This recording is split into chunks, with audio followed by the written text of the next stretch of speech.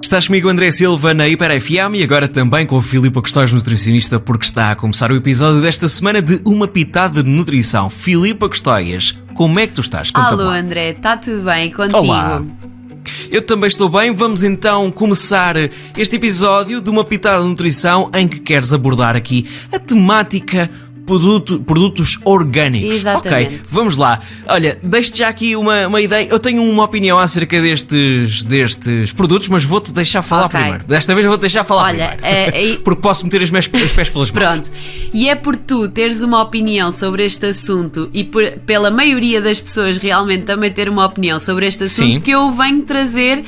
Porque claro que sim, isto claro que não deixa de ser uma temática importante, algo sim, até a nível de saúde pública, não é? E que é importante nós termos uma opinião baseada em evidência, em factos científicos, sim, do que basearmos as nossas opiniões no eu ouvi o meu vizinho falar, eu quero-me parecer sim, que... Sim, e os produtos hoje em dia é só pesticidas. Exatamente, e só coisas, estas maçãs do supermercado, estas maçãs do supermercado aqui todas vermelhinhas e todas isto a brilhar, o que é isto? Que eu às vezes ouço dizer estas coisas. Sim, e vamos realmente perceber o que é que são isto dos produtos orgânicos, quais é que são realmente as diferenças para os produtos provenientes de uma agricultura convencional e se estas diferenças são efetivamente significativas e no momento da escolha o que é que deve pesar mais. Portanto, isto vai ser um episódio longo. Deixa-me já interromper-te, porque tenho já aqui uma questão muito importante, estava-me a lembrar. Porque tu falas de produtos orgânicos e na minha cabeça está aqui outra coisa, que é produtos bio. São a mesma coisa? Sim, mais ou menos a mesma coisa, são similar. Pronto. É que podíamos estar aqui a falar de alhos e afinal era bugalhos e eu estávamos já aqui a trocar tudo. Não, tudo bem. Continua, por favor. E é só dizer que este episódio vai ser dado continuidade na próxima semana, porque é um tema um bocadinho complexo e não dá para falar de tudo.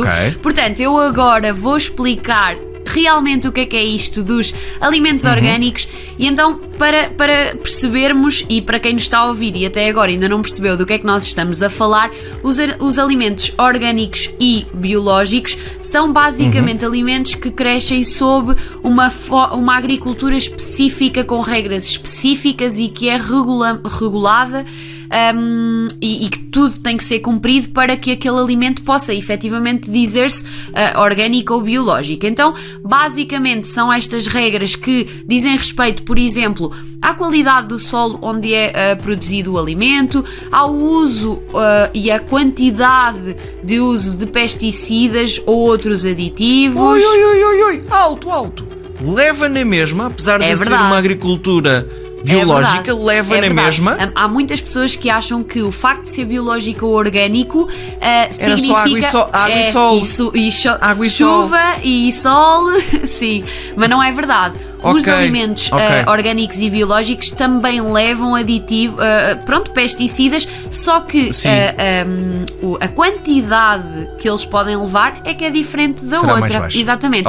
Mas ambas são reguladas, ok? Nós temos uma entidade que regula estas questões. Portanto, esta prática agrícola promove a reciclagem dos recursos que são usados, promove um equilíbrio ecológico e conserva a biodiversidade. No fundo, é um tipo de agricultura que acaba por promover aqui não só o alimento, como também todo o ecossistema e o ambiente envolvente. Portanto, será menos agressivo, digamos assim, para o produto final e menos agressivo também para o ambiente, para a zona onde está a ser plantado, produzido esse alimento. Pronto, portanto, é importante ressalvar desde já que a nível nutricional não existem efetivamente diferenças significativas nestes dois alimentos, são alimentos muito idênticos do ponto de vista nutricional, os de agricultura orgânica e os de agricultura convencional, mas existem efetivamente algumas diferenças em pormenores. ok? E eu vou passar aqui a enumerar 2 e o resto vai ficar para o próximo episódio para nós depois podermos efetivamente aprofundar este assunto. Então é assim, sim. No que diz respeito a frutas e hortícolas, os orgânicos parecem ter 30% mais de compostos antioxidantes. Isto faz todo o sentido quando nós percebemos que o menor uso de pesticidas faz com que as plantas precisem de se proteger face ao meio ambiente.